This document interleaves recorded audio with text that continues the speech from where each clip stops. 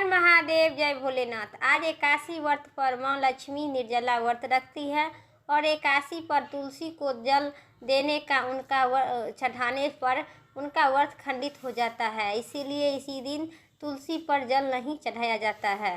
साल में कुल 24 एकादशी व्रत रखा जाता है। एकादशी के दिन भगवान विष्णु की पूजा भी की जाती है और माँ लक्ष्मी तुलसी पूजा का विधान है। तुलसी के पत्ते और पौधे में माता लक्ष्मी का वास माना गया है।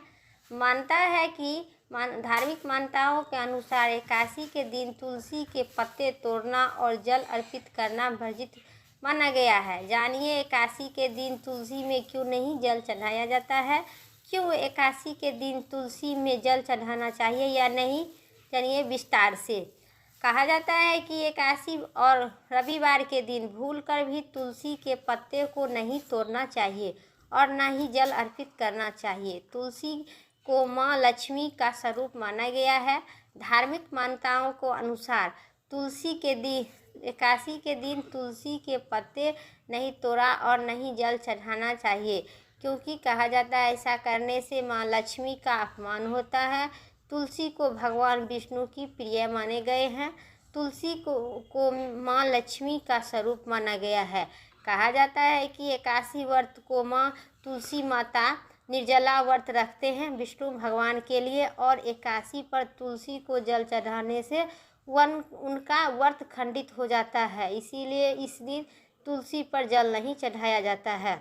आप द्वादशी तिथि को तुलसी में जल चढ़ाइए। एकादशी के दिन जमीन पर गिरे हुए पत्ते को प्रयोग करना चाहिए। फिर तुलसी दल को एक दिन पहले यानी कि दशमी को तोड़ लेना चाहिए।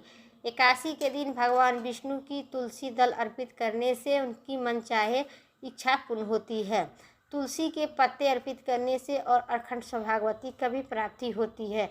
हिंदू शास्त्र के अनुसार एकादशी के दिन तुलसी की पत्तियों को तोड़ने से शारीरिक, मानसिक अथवा परेशानी का सामना करना पड़ता है। एकादशी के दिन तुलसी को पत्ते तोड़ने से माँ लक्ष्मी नाराज होते हैं और एकादशी व्रत करने वाला उनका व्रत भी खंडित हो जाता है नियम के अनुसार। अब सुनिए तुलसी माता के विस्तार से कथा और साथ ही आरती। क्यों एकादशी पर? इस कथा के सुनने से आपको एकादशी व्रत की संपूर्ण व्रत की फल की प्राप्ति होगी। तुलसी से जुड़ी एक कथाओं है प्रचलित, जो आप विस्तार पूर्वक सुनिए। श्रीमद् भागवत पुराण में इनका वर्णन दिया गया है कि लीला कथाओं में बताया गया है। एक बार शिव ने अपने तेज को समुद्र में फेंक लिए थे। उससे एक महातेजस्वी बालक ने जन्म लिया। यह बालक आगे चलकर जलंधर नाम से पराक्रमी दैत्य राजा बन गया। इनकी राजधानी का नाम जलंधर नगरी था। दैत्य राजा कालनेमी की कन्या बिरधा के साथ विवाह जलंधर से हुई। जलंधर महाराक्षस था। अपनी सत्ता के मद से चूर उन्होंने माता लक्ष्मी को पाने के कामना से युद्ध किए गए, परंतु समुद्र में ही उत्पन्न होने के कारण माता लक्ष्मी ने उसे अपने भाई के रूप में स्वीकार किए। वहां से पराजित होकर वह देवी पार्वती के पास पहुंचा। लालच में कैलाश पर पहुंच गया। भगवान देवों के देव महादेव शिव ही रूप धारण कर माता पार्वती के सामने गया, परंतु माँ ने अपने योग बल से उसे बहुत जल्द पहचान लिए तथा वहाँ से अंतर्ध्यान होकर देवी माँ पार्वती ने क्रुद्ध होकर सारा वृद्धा भगवान विष्णु के सुनाए। जलंधर की पत्नी बिरधा अत्यधिक पतिव्रता स्त्री थी। उसे पतिव्रता धर्म की शक्ति से जलंधर ने न तो मारा जाता था और न ही पराजित होता था। इसलिए जलंधर का नाश करने के लिए बिरधा को पतिव्रता धर्म का भंग करना बहुत ही जरूरी था। इसी कारण भगवान विष्णु ने ऋषि का वेश धारण कर वन में जा पहुँचे। माया और जहाँ बिरधा अकेली भ्रमण कर रही थी, भगवान विष्णु के साथ ही मायावी राक्षस भी थे, जिन्होंने देखकर बिरधा भयभीत हो गए। ऋषि ने बिरधा के सामने पल भर में दोनों को भस्म कर दिए। उनकी शक्ति से देखकर वृद्धा ने कैलाश पर्वत पर महादेव के साथ युद्ध कर रहे अपने पति जलंधर के बारे में पूछा। ऋषि ने अपने माया जाल से 2 वानर प्रकट किए। एक के हाथ में जलंधर का सिर था और तथा दूसरी के हाथ में धड़ था। अपने पति की यह दशा देखकर वृद्धा मूर्छित होकर गिर पड़ी। होश आने पर उन्होंने ऋषि रूपी भगवान विष्णु से विनती करने लगी कि अपने पति को, मेरे पति को आप जीवित कर दीजिए। भगवान विष्णु ने उसकी विनती स्वीकार कर छल किए, क्योंकि उसी धड़ और गला दोनों को ज्वाइंट कर दिए और जलंधर को उसके बाद उसी शरीर में भगवान विष्णु ने प्रवेश कर दिए। उसी प्रवेश कर ऐसा छल वृद्धा को नहीं पता था, इसलिए उन्होंने अपनी पतिव्रता धर्म के भंग नहीं जान पाई, इसीलिए वो भगवान विष्णु के पति के रूप में स्वीकार कर उनकी चरण स्पर्श की और उन्हें प्रणाम कर लिया। वृद्धा के सब कुछ भी पता नहीं था। जलंधर बने भगवान विष्णु के साथ पतिव्रता धर्म करने लगी, जिससे उनका सती भंग हो गया। ऐसा होते ही वृद्धा की पति जलंधर युद्ध में हार गया। इसी सारी लीला पर जब वृद्धा का पता चला तो उन्होंने क्रुद्ध होकर भगवान विष्णु के शिला होने के श्राप दे दिया तथा श्राप सती स्वयं सती हो गई। जहाँ जलंधर भस्म हुआ वहीं तुलसी का पौधा उग गया, और जहाँ सती ने भस्म हुई वहीं पे वृद्धा सती भस्म हुई, वहाँ पर तुलसी का पौधा उग गया। भगवान विष्णु ने वृद्धा से कहे, हे वृद्धा, तुम अपने सती के कारण मुझे लक्ष्मी से ही अधिक प्रिय हो गई है। अब तुम तुलसी के रूप में सदा मेरे साथ रहेगी। जो मनुष्य भी तेरे तुलसी के रूप में सदा मेरे साथ रहेगी। जो मनुष्य मेरे शालिग्राम रूपी के साथ तुलसी को विवाह करेगा, उससे इस लोक और परलोक में विपुल यज्ञ का प्राप्त होगा। जिस घर में तुलसी होती है वहाँ यमदूत का वास आसन नहीं जमता है, नहीं वास होता है। गंगा नर्मदा जल में स्नान तथा तुलसी का पूजा करने का बराबर माना जाता है।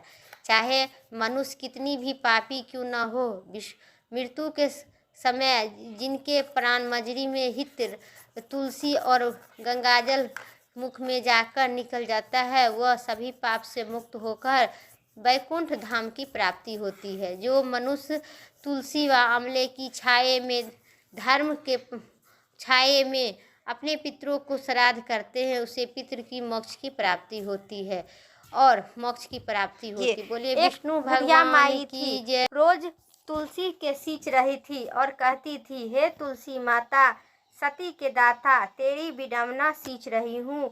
मुझे बहू दे, पीताम्बर की धोती दे, मीठे मीठे घास दे, बैकुंठ में बास दे, चटक की चाल दे, पटक की मौत दे, चंदन सो खाट दे, रानी स्वराज दे, दाल भात भोजन दे, 11 की मौत दे, कृष्ण जी की कंधा दे। तब तुलसी माता ने सोचकर और सूखने लगे। भगवान विष्णु ने पूछे कि हे तुलसी, तुम क्यों सूख रही हो? तुलसी माता ने कहा कि एक बुढ़िया रोज आती है और यही बात कहती है कि मैं सब तो पूरा कर दूंगी, लेकिन भगवान श्री कृष्ण के कंधा कहाँ से लाऊंगी?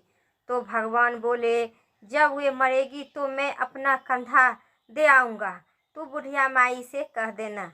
जब बुढ़िया मर गई तब सब लोग आ गए। जब बुढ़िया को ले जाने लगे तो किसी से न बूढ़ी माई उठी। तब भगवान कृष्ण एक 12 वर्ष के बालक के रूप में धारण करके आए। बालक ने कहा कि मैं कान में बताऊंगा तो बुढ़िया माई उठेगी। बालक ने कान में जाके कहा कि हे बुढ़िया माई, मन से निकाल दे, पीताम्बर के धोती ले, मीठे मीठे घास ले, बैकुंठ में बास ले, चटक की चाल ले, पटक की मौत दे, चंदन सो खाट दे, रानी सो राज दे, कृष्ण जी के कंधा ले। यह सुनकर बुढ़िया माई हल्की हो गई। भगवान विष्णु की कंधा दिए और बुढ़िया माई की मोक्ष की प्राप्ति हुई। बोलिए तुलसी माता की जय। हे तुलसी माता, जैसे बुढ़िया माई को मुक्ति दी वैसे ही सबको देना। बोलिए विष्णु भगवान तुलसी मैया की जय।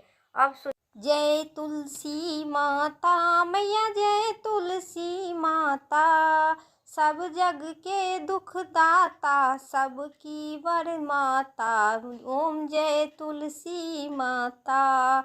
सब योग के ऊपर, सब रोग के ऊपर, रज से रक्ष करो सबकी भाता। ओम जय तुलसी माता मैया, जय तुलसी माता। बटु पुत्री है श्याम सुरबल्ली ग्रामा, विष्णु प्रिय जो नर तुमको, विष्णु प्रिय जो नर तुमको, सेवत सो नर तर जाता। मैया जय तुलसी माता। ओम जय तुलसी माता। हरि के शीश विराजत, त्रिभुवन से वर्धित हो मैया, त्रिभुवन से वर्धित। पतित जनों के तारनी, पतित जनों की तारनी, तुम हो विख्याता। मैया जय तुलसी माता।